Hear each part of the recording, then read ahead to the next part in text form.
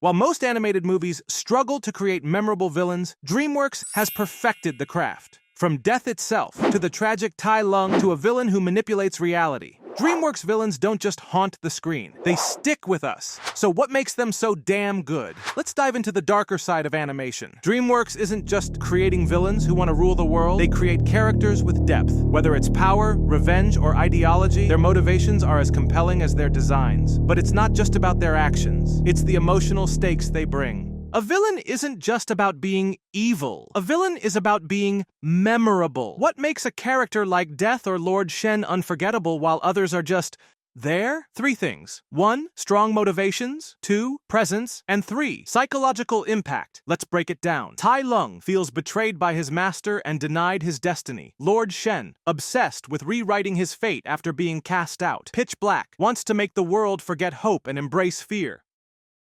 A great villain doesn't just exist, they own every second on screen. Death barely speaks, yet he dominates every scene he's in. Tai Lung doesn't need fancy tricks, his raw power makes everyone fear him. Lord Shen, his voice alone is enough to make you feel uneasy. Dreamworks villains have an undeniable presence. Oh, wait a second, comment your favorite Dreamworks villain. Do it now, 3, 2, 1.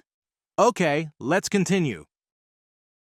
A great villain doesn't just fight the hero, they get inside their head. The best villains don't just fight heroes physically, they break them mentally. Let's start with one of the most chilling villains in recent animation, Death. Not just a character, but an experience. Death forces Puss to confront his fear of mortality. He doesn't speak much, yet every time he appears, the tension rises. His whistle?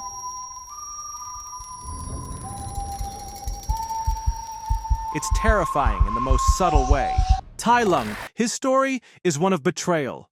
Trained to be the greatest warrior, denied his destiny, and left to rot in prison. His fury isn't just anger, it's betrayal. He doesn't want the Dragon Scroll, he wants justice or vengeance. Shen, he's a philosopher and a tyrant. He wants to control the world, but what drives him is the fear of his own destiny. He tried to avoid it, and wound up fulfilling it. Grimmel is a cold-blooded, calculating hunter. But unlike other Dreamworks villains, he doesn't need magic. He uses strategy, logic, and cruelty. Pitch Black is fear itself. His power isn't physical, it's psychological. He wants children to stop believing. He wants to erase hope. His whole existence is built around spreading darkness. Dreamworks has so many great villains, we can't cover them all. But here are a few more legends that deserve a mention. Fairy Godmother, General Mandible, Big Jack Horner, Captain Chantel, Ramesses II, Hal Stewart, Kai, Drago Bloodfist, Jack and Jill,